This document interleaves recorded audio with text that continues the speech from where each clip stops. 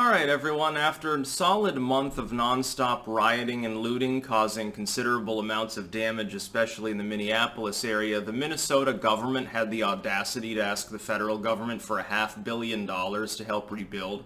So basically the idea is, you've got fully funded police forces, you've got fully funded state police capabilities, and yet you're incapable of stopping these riots because there's no will in the local politicians and by the governor to actually do anything to stop people from burning their own cities to the ground.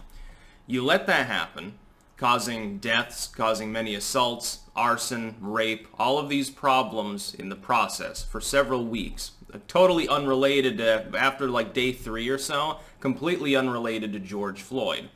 You not only do that, but you openly encourage the rioting by constantly exonerating them of that term and calling them protesters even when they've become clearly violent and they're burning a Wendy's to the ground.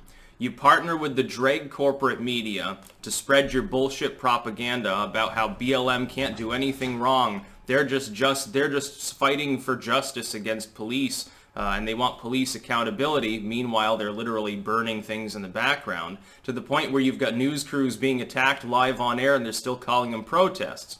All of this happens, and you take stock of the damage once people do the inevitable, which is that they run out of steam and they go home and go do something more productive, like sit in the basement eating tendies. They finally go back to their tendy vendor.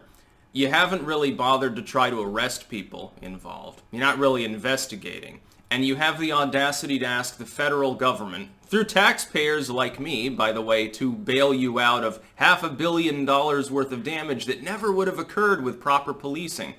Very interesting how this happens. Trump has refused it. Trump said, no, it's your responsibility. You're the one that let the riots go on. You're the one that wanted to be, you didn't want the federal government to come in and restore order anyway, so we're going to let you fend for yourself. Wonderful. I think that it's great. The federal government should not be sending any money to states, a state or a municipality, which refuses to do its job and throttles its own police force, or a police force that is so inept and so dumb that they can't defend their community, shouldn't get any money from the federal government at all, not a penny.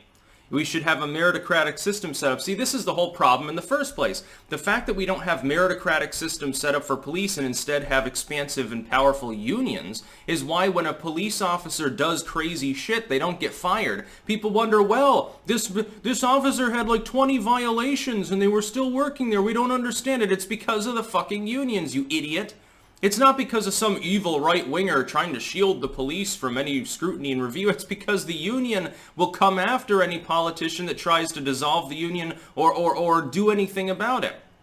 Anyone that complains, if you're complaining about the police, with their broad investigative powers that every administration, by the way, expands all around the fucking country, left, right, or center, people get profiled for that. They have problems with the police. Oh, I don't know why I keep getting pulled over. Well, maybe it's because of that journalistic piece that you wrote. Get rid of the police unions and this wouldn't be a problem. Likewise, we need a meritocracy with regards to the states and this sort of aid. If the state has tried to do a good job and simply got overwhelmed, yeah, go ahead and then try to take care of things and make sure that things are going all right. When half of Minneapolis is in flames because the Minneapolis police aren't allowed to respond, the state doesn't want to respond, the Minneapolis bullshit mayor calls them protests even while the city is in smoldering ruins, they shouldn't get anything. I shouldn't have to pay a goddamn red cent to that community. Let the city of Minneapolis and the state of Minnesota deal with it their fucking selves. And if they have a problem, well, then just explain to your taxpayers there, well, we're sorry that we allowed $500 million of damage to be done, so your taxes are going to rise by 2-3 points this year. Why don't you take the blame for that?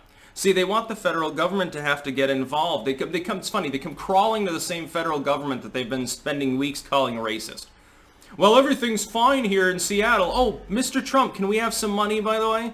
Oh, Minnesota's fine. Yeah, just ignore the fact that half the Wendy's are gone, which could piss everyone off. They can get real hungry. Smelled good while it was burning, I'm sure, for the first couple of minutes. But hey, Mr. Trump, we need $500 million taxpayer dollars. We can't repair it ourselves. Why didn't you just respond in the first place and prevent the damage from happening? Then you wouldn't be asking for $500 million. You'd be asking for like $2.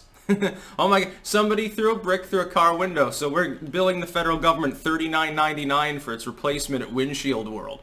I mean, come on. The federal government right now is the federal government shouldn't be able to disperse to the states right now anyway because of the deficit being so high. Should have a balanced budget amendment for the whole country. That would be a good idea. It'd be hilarious. I'm glad that Trump shot this down, though. And some of it is kind of grandstanding because he can sit there and say, nope, you're not, I'm the big man. You're crawling to me with great fealty. You took a knee in front of Trump and begged him for money disbursements, and he says no because he wants to spite him. I find it funny. I think it's great. That's about all. Peace out.